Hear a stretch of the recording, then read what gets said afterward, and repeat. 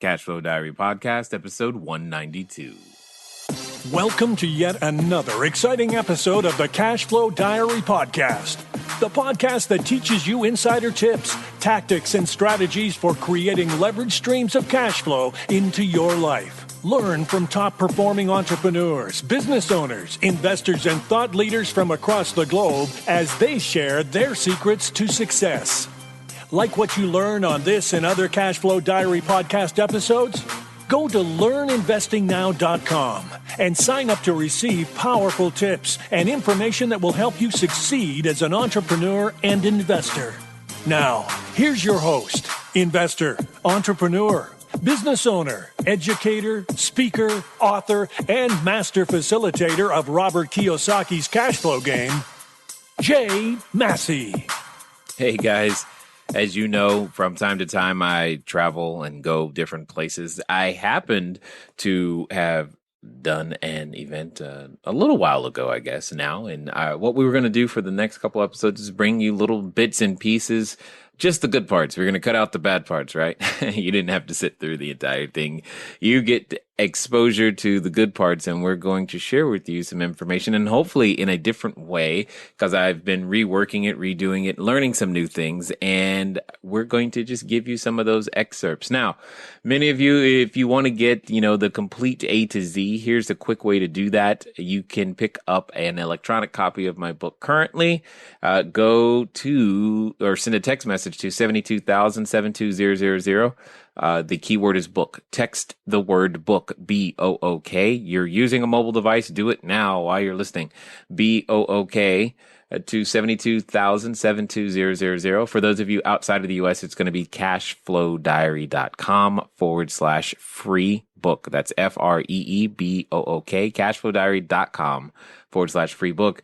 And it's going to fill in the blanks that might come up for you during these next couple of episodes here. So I just want to make sure that you have a way to get those questions answered, or at least begin to get those questions answered. So anyway, let's just dive right in. Real estate investing for me wasn't something like, it wasn't a move forward. It was a way to possibly eat. Does that make sense?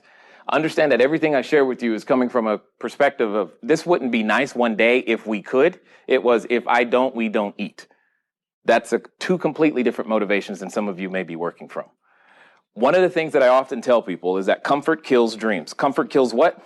Dreams. Dreams. Whose? Exactly. One of the challenges, specifically with real estate or specifically with investing, it's one of the most scary subjects on the planet. Period. So unless you have to, or put yourself in the mindset of, I got to make this happen, you likely won't. Because, if I don't, at least I'm still going to eat tonight. At least I still have a place to stay. At least, do you get what I'm saying? And no matter how many facts and stats I put up here and tell you, it still may not motivate you to actually get these things done. I mean, these are all recent statistics that are commonly available. I mean, only 58% of Americans have a job right now. What does that mean about the other 42? They're unemployed, right? How many of you realize you don't need a job, but you need a source of income, right? Those are two completely separate things. Except, here's the challenge. With education, it has a purpose, and the purpose is to train you or I to recognize opportunity. The challenge is we've all been trained to recognize one type of opportunity spelled J-O-B. Yes? Yeah. My hope today is to help you recognize additional opportunities other than that, which is spelled J-O-B. Now, because I had one person tell me, they said, you couldn't find a job, so you went out and created one for yourself. I'm like, yeah, that's pretty much right. That's exactly what happened. The average American household carrying $75,600 in debt, that must have excluded Californians, right? In that case. Here's just some more numbers just for fun. At this point, American families are approximately $7.7 trillion poorer than they were back in early 2007. Hand me one of those bottles of water real fast. How many of you think you understand inflation? Show of hands. Be honest. Okay, here's where we go. We have, and how many of you are willing to admit you actually have no clue? You're like, I have no idea. Okay, so how many say I do understand? How many of you say I have no clue? All right, let's go back to 100% participation. One of the most basic skills of any investing or investors is to have an opinion. Now, you all have one. I've only given 2 choices. So let's try this again. How many of you are willing to admit or say that, hey, you know what? I actually understand what inflation is. How many of you think you know? How many of you say, I have no clue? Okay, we're getting closer. All right, here's the point. It's very, very simple, in my opinion, and it comes down to something as simple as a bottle of water, and you're like, what does this have to do with real estate investing? Everything. You'll see. Let's pretend for a second in this room that this is the last bottle of water. Here's the conditions. I'm going to give every one of you $1. $1 US dollar. You cannot borrow someone else's money. You can't borrow, you can't share, you can't pool. You have access to $1. And this is the last bottle of water. Is water something that's necessary? Yeah. Absolutely. So do I at least have one customer in here for this bottle of water? Yeah. Of course. We hold an auction. What is the absolute most this will sell for? $1. And it's 1 bottle of water. Now we're going to take that same condition. What I'm going to do is I'm just going to go, I'm going to run back to DC, talk to the Treasury. Me and Janet Yellen are going to get together and we're going to give you $9 more each. So now you have a total of 10. Same rules apply, same bottle of water. We're going to hold an auction. Now, what is the absolute most that this bottle of water is going to sell for? $10. Did you buy any more water? No. It's still the same, what is this, 16.9 fluid ounces, is it not? Yep. Yes. So, what happened? You lost purchasing power. Here's the challenge. Without learning how to leverage, without increasing your financial education, they can print money faster than you and I can earn it. And that's the problem. They can print it faster than you and I can earn it. If your income stays tied to a clock, you will not make it. It has to evolve beyond that. And that's why real estate investing becomes so important. That's why these statistics can become obsolete with the correct understanding and financial information. This is why the American families are $7.7 trillion poorer, something like that. You know what I was trying to say. Then, yes, some words are difficult. That's one of them for me. Then in 2007, because all you got to do is ask somebody. How many of you can remember the year 1974? Okay. Was any of you working? You were in college, okay. You were working in 74. Do you remember what you were earning back then? $1.50 an hour. Okay, awesome. And would you say in 1974, if you said, man, if I could earn $100,000 a year, that would be great. That would be like the moon and then some. Because that was then. But today, $100,000 is still working poor, especially in Orange County, you know? Think about these things and ask yourself, is what I'm doing, what I'm using my number one asset for, time, is it producing a return that has the ability to exceed their ability to print the money? You realize we don't have control over that. I can't stop them. Yes, they make you promises, but how many of you have noticed that how many times they have promised to stop quantitative easing, that's code for printing money, that still has not happened? Oh, we slowed down. Okay, slowed down still means you're going forward in printing. That's really what it means.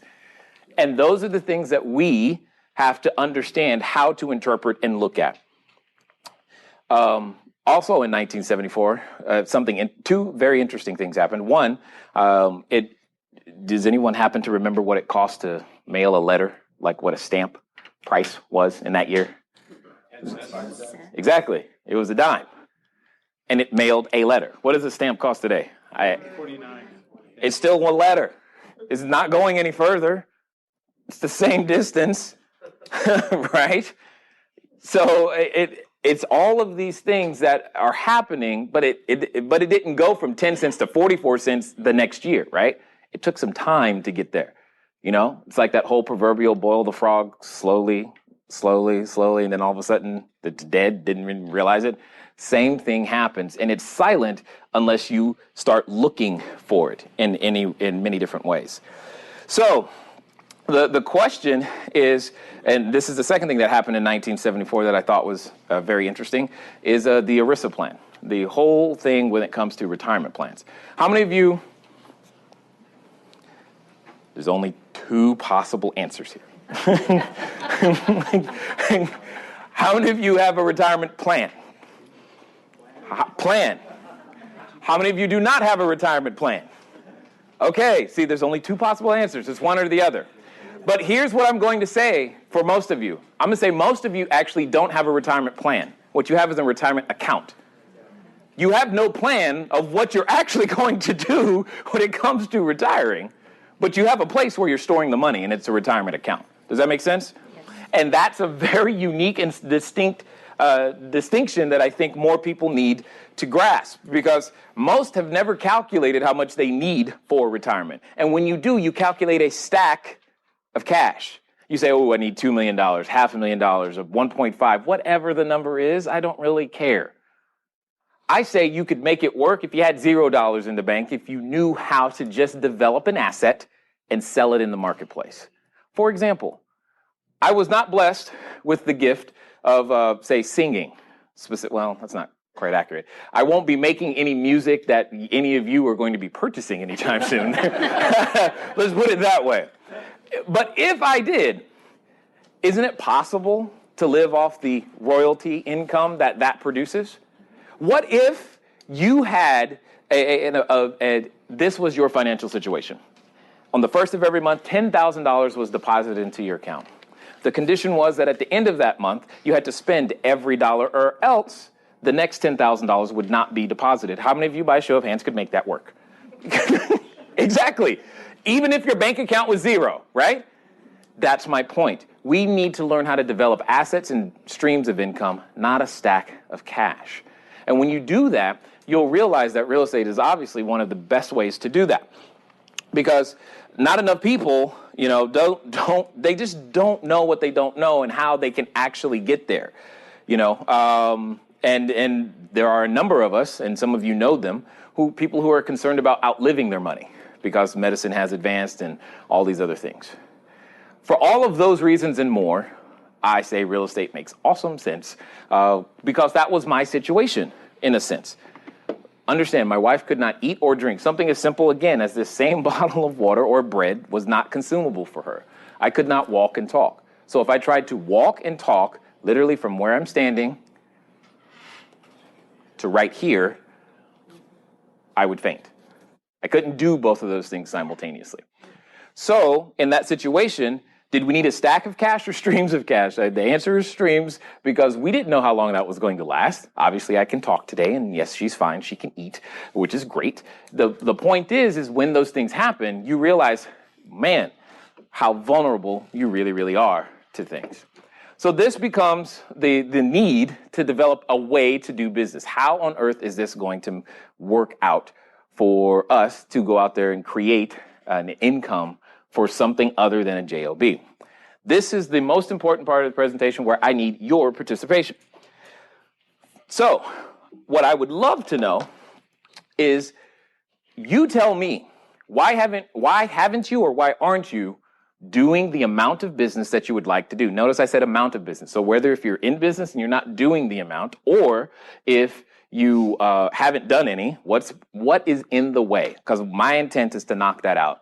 Fear. Now, what's that? Fear. Okay, that's a big one, and thank you for being honest. What's your name? Gigi. Gigi. Everyone thank Gigi. Say thank you, Gigi. Because you know what, Gigi? You're the bravest person in here. Because they're all feeling it. You were just the one that was willing to say it. And she said it loud. She didn't go, fear. She said it loud and proud. She's like, look, I am scared and terrified. Help. That's the type of heart that you can work with. What else is holding you back? What do you think? Yes? Negative chatter. In your own head or someone else's?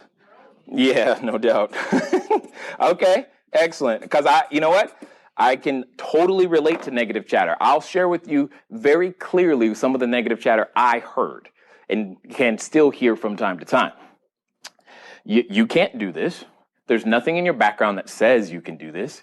You're supposed to bounce a ball. You're supposed to sing or something else illegal. That's what you're supposed to do, right? Worse, especially because I live in Orange County, you guys realize there's less than 2% black folk here, right?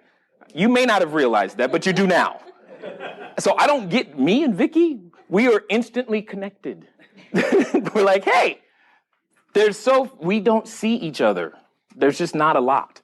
There should be more. Which means when I'm looking for someone who's been there before and done it, it's easier when you can see yourself in someone that you have access to. But that wasn't easy. Some of you, I'm too tall, I'm too short, I'm too female, I'm too male, I'm too old, I'm too young. I've heard a lot of things. We can put anything in that spot. What else is stopping you? Yes, Joel. Existing job, just you to have an income. Existing job. So this is a time thing is what you're really trying to tell me. Got it. All right. What else? Yes. Money. You think money is stopping you? Finding money. Okay. So you think that's stopping you? It's just I got it. No problem. See, all I did, what's your name? Doris. The only thing I got you to do was to question an assumption. And that's really all I did right there. And you were like, well, yeah. You realize any excuse will do. When we're afraid, any excuse will do. And the excuse that we will often use is the one our friends will justify the easiest. If your friends say, yeah, I can't find money, you know what? I can't find money either. And there's others who will say, I can't find a deal. There's no deals anymore. And you know what? I haven't found any either. And suddenly that becomes the very thing. What else? Yeah. Knowledge. I like you. Yes. But isn't that interesting? How many of you realize that Google knows everything? Right? We're not in a shortage of knowledge, but that is true. You got to also get the correct information and learn to take action on it. What else? Is that it? So you're saying if you weren't afraid, there was no negative chatter, you had, quote unquote, time, you knew how to find the money and knowledge, you'd be in. There's nothing else in the way. The right opportunity. The right opportunity. Okay, so now we're talking about deals again. You're saying there's stuff out there, but it doesn't fit. It doesn't look like what I want it to look like. Okay, got it. Excellent. Deals, right opportunity. Anything else? Okay, cool. You're going to make this fun and easy. Here's the thing. As I said earlier, when we're afraid, any excuse will do. And the only excuse that is valid is the one that someone else hasn't overcome before. Period. Does that make sense? That's the only one. If someone has ever been afraid and still gotten what you want to do done, then your excuse is not valid. If someone has ever had negative chatter in their own head, but has still managed to move forward, then that's clearly not it. If someone has, how many of you realize that we all have 24 hours in a day? Does anyone have more? No. Right. Exactly. What about money? Okay, don't be too mad. I'm going to answer the question because I'm sure you're probably thinking, what about money? Yeah, that was a great idea, Jay. I'd love to know more about it. I'm going to get you to some answers and hopefully change the way that you're thinking about it here in just a second. As I said at the top of the episode, I just want to make sure, again, remind you, if you're coming up with some questions and you're wondering how to get those questions answered, they're probably covered in my book, to be honest. So go grab a copy right now. You can get a free PDF delivered to you immediately. Go to cashflowdiary.com/free book. Or if it's more convenient for you, send a text message to 72,000. The keyword is book. Text the keyword book to 72,000. And you'll be well on your way to getting deeper understanding of everything that's going on Cashflow Diary style. And most importantly, getting your offers on. I will talk to you guys in just a few more minutes. But what I want to do is answer that question about the money. How many of you, by a show of hands, are willing to admit that you have access to, you know somebody or you yourself have access to at least $1 US? Oh, hold on. Doris needs to see this. Keep your hand up. Here's my point. The money is there. But hold on. Watch this. Keep your hand up if you have completed a real estate transaction in the last 12 months, any kind. Now, okay, excellent. Keep your hand up if you've completed a, let me have some fun with this. You've completed more than 10 in your career. Notice how the hands start going down, right? If you've completed more than 100 in your career, keep your hand up. More than 200. And now you also, in addition to those 200, have at least 100 units in your portfolio. 200 units in your portfolio. Do you get where I'm coming from? Here's what happens. Because there are individuals like Gigi and all of us who are afraid, money chases experience. Period. The money is there. What it's looking for is someone who knows what to do with it. That's the thing. And here's what's really holding most of us back. Is you're right, we are afraid, but we're afraid of something very specific. And that something very specific is we're afraid of failing. We grew up, we went to kindergarten through 12th grade, and they said, don't get an F, because that's a fail. Mama said, don't talk to strangers. But yet, now you want to be in business. Guess what you're going to have to learn to do? Fail and talk to strangers. That's exactly what's going to happen. You're not going to learn it any other way, because when you're in school, you're told you got to get it right. You got to get it right the first time. And you can't have any help, because that's called cheating. But yet, when you talk to anyone who's done anything, they didn't get it right. They definitely didn't get it right the first time. And they had a help. Mentor, coach, somebody came in to help. And you've got to learn a complete new skill set. And you say to yourself, well, I got all these college degrees and I'm this and I'm that. How come I can't do this? You've never practiced that skill set. That'd be like asking a toddler to run correctly. It's not going to happen. They barely know how to walk. And here's the challenge. We all have an addiction. And it's a serious one. You're addicted to looking good. You cannot learn and look good at the same time. And because we want to look good all the time, it prevents us from learning. It prevents us from asking that question. It prevents us from saying, I'm afraid, help. Because we want to look good. You've seen a toddler learn to walk anyway. Do they look good? But do they care? No, not at that moment. They don't care. Now, once they're 30, it's not too cute, right? We're hoping they know by then. But that's the point. The only way they're going to learn is by falling down and getting up and falling down and then one day they fall down less than they used to. And now my kids, they just run and they won't stop. I'm just like, good Lord, they just keep going. But that's great. And we try to shortcut that process. We try to shortcut it in many different ways, and that's the challenge. Most of what's missing is just the training on certain skill sets in a certain sequence so that you can get to where you want to go. It's really not overly more complicated than that, which is where the negative chatter comes from.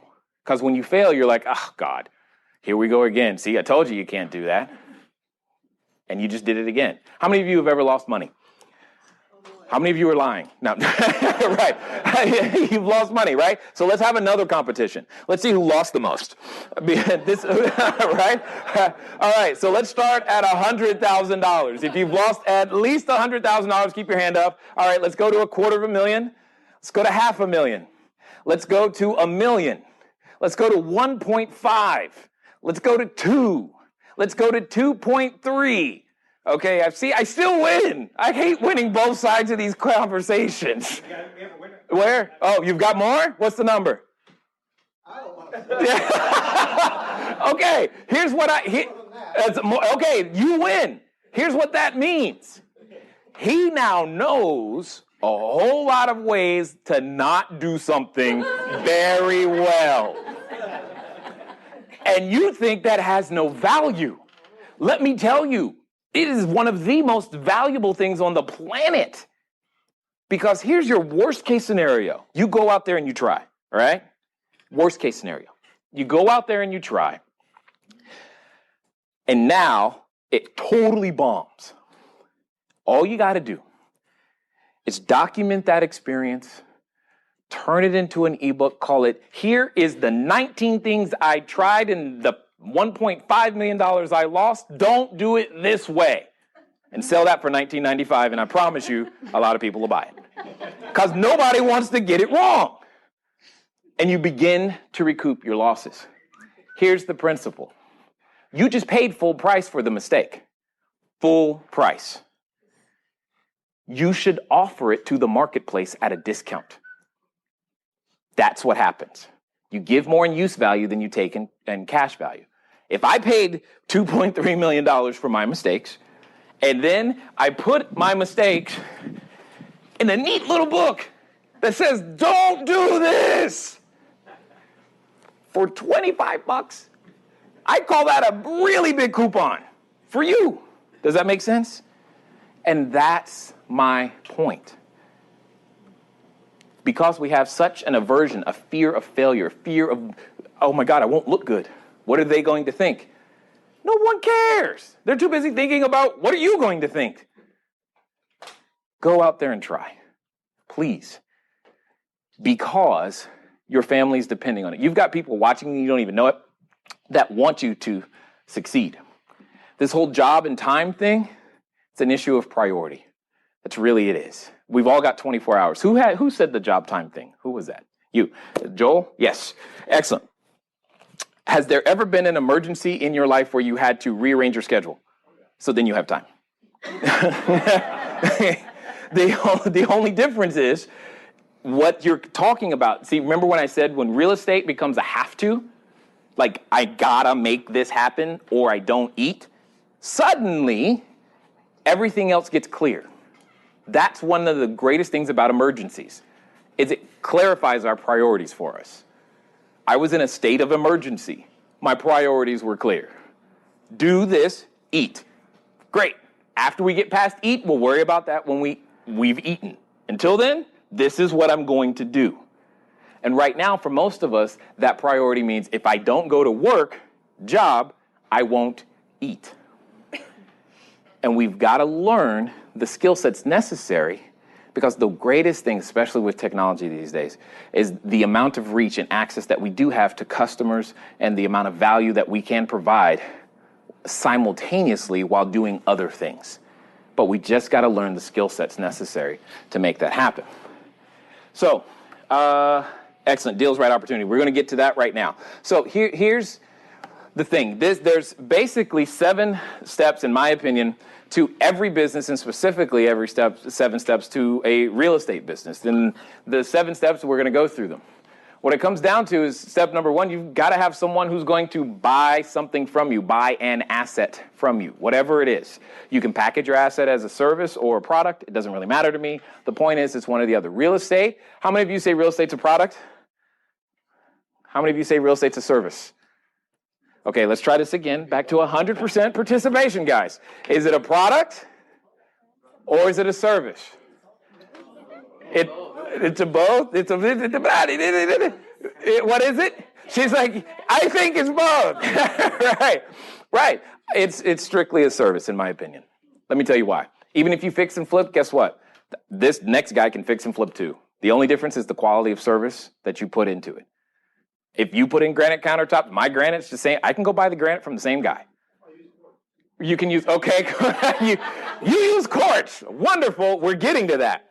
The point is, at the end of the day, the actual, you're selling the use of it in some way. You're just packaging your services of making something beautiful completely different. That's like the same thing with designers. You know, they can design your website here, or they can design a product package here. It's a service. What they're buying is the quality of service. Even buy and hold investing, it's definitely sales. It's the same, and that's actually harder in my opinion, because you got to sell the same item to the same person every 30 days. That's really what you got to do to keep them buying over and over again. But you need leads for people who are seeking to purchase an asset. Even if all you want to do, this is obviously, who's this? Albertson's asset. Make sense? And they just sold it as one-time use. And, well, unless we do something weird, it's only going to be used one time. Anyway, so they need a person who wants that. What I love about real estate is that everybody needs a place to live, work, play, or lay. Live, work, play, or lay. It's so much fun because this is where the creativity comes in.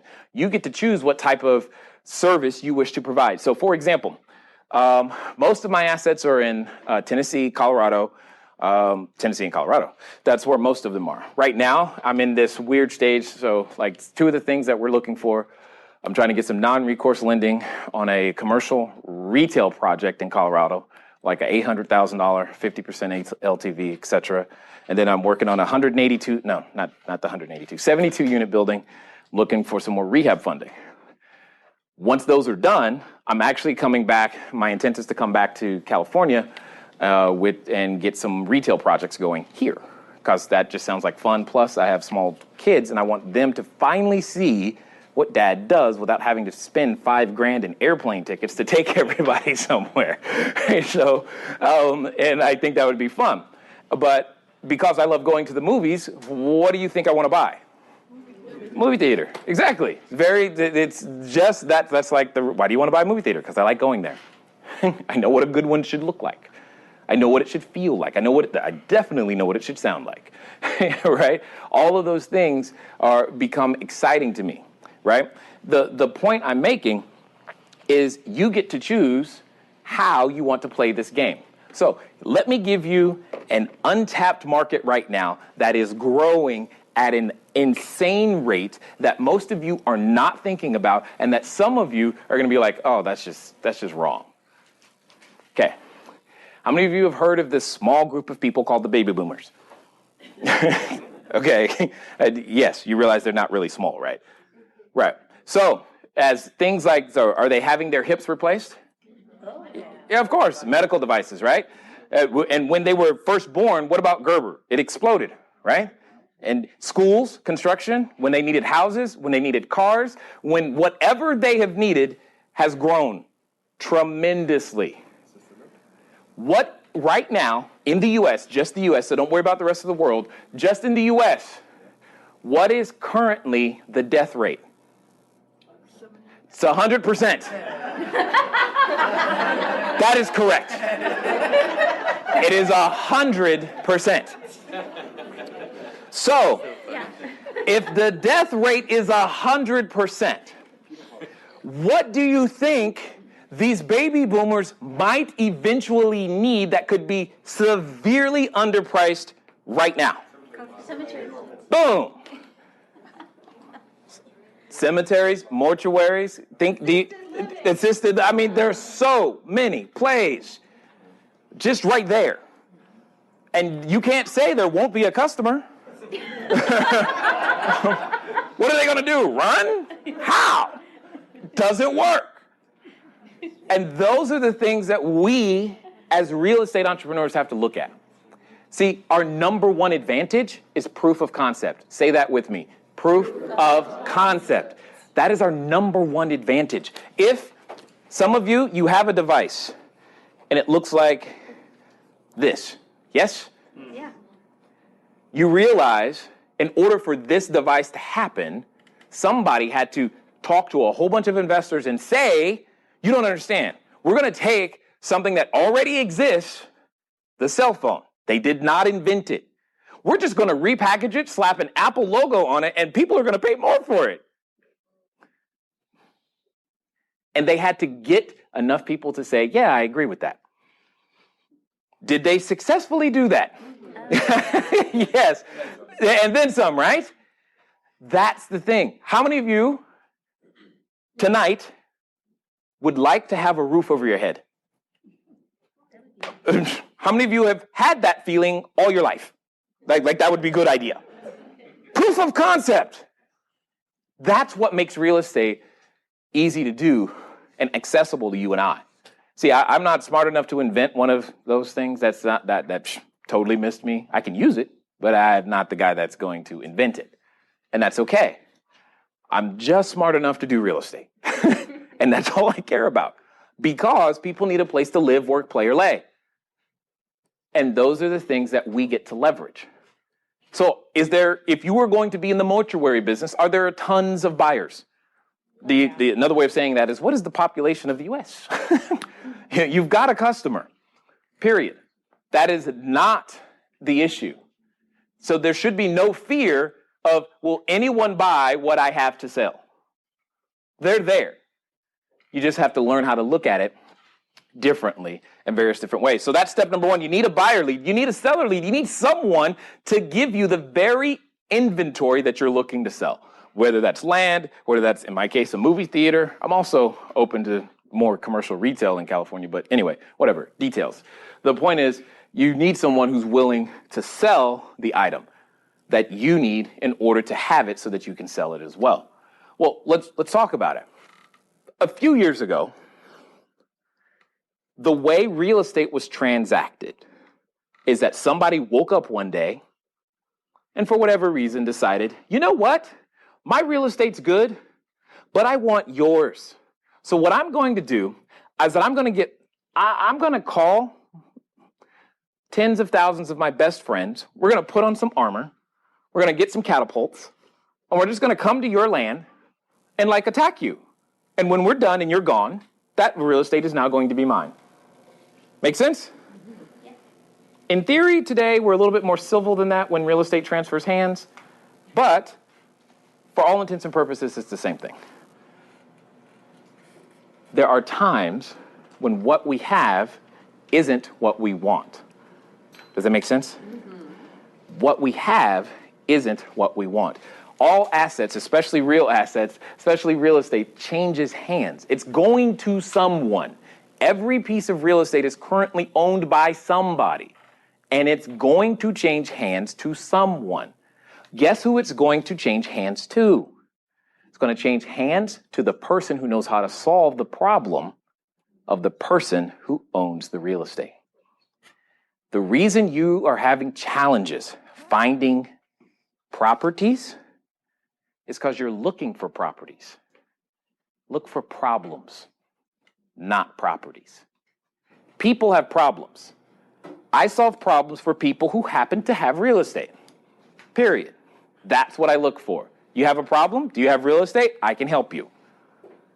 If you have a problem but don't have real estate, I can't help you. For example, if you are bleeding, I'm not your guy because I'm going to faint. That is not a problem I know how to solve. I'm guessing you have some experience in this area. I am not, I'm telling you, pull out a needle right now and I will be the first one on the floor. That's just the way it goes.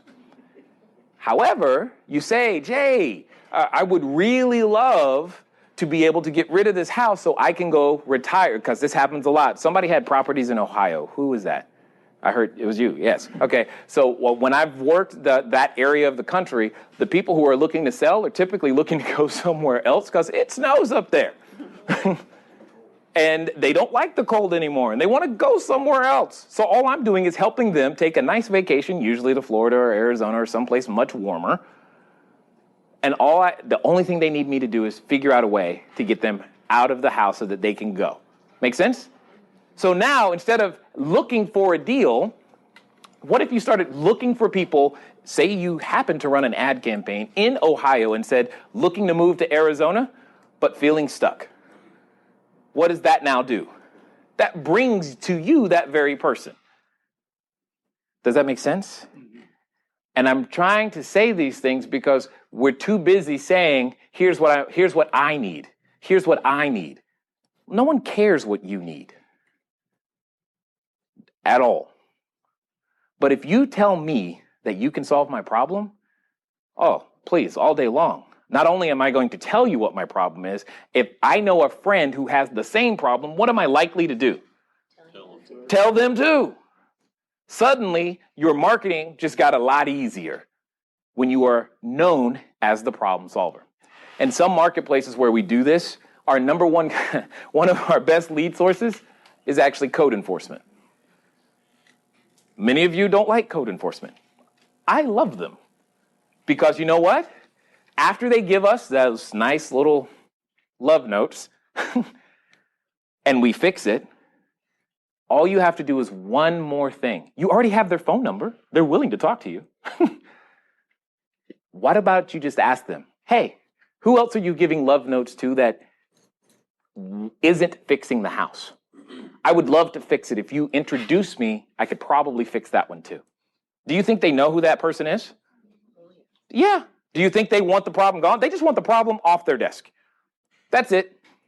But now you've positioned yourself a solution provider. You do that enough times, what do you think might happen the next time they get another ticket on their desk? Hey, Rod, you solved that last one. Can you do this one too? Oh, yeah. What did that cost you? Good business. What you were going to do anyway. All of those things, when you look for problems, not properties, you find your seller leads. All right. So I know a number of you are probably still taking notes, and that's good, and I appreciate that. But that was the secret right there. Problems, not properties. Keep that in mind as you're going out there. Look in your newspaper today. I kid you not. You could probably find a problem related to something real estate that you could go and solve immediately, if not sooner. Nonetheless, I appreciate you guys taking the time to listen. I look forward to talking to you soon. Until next time.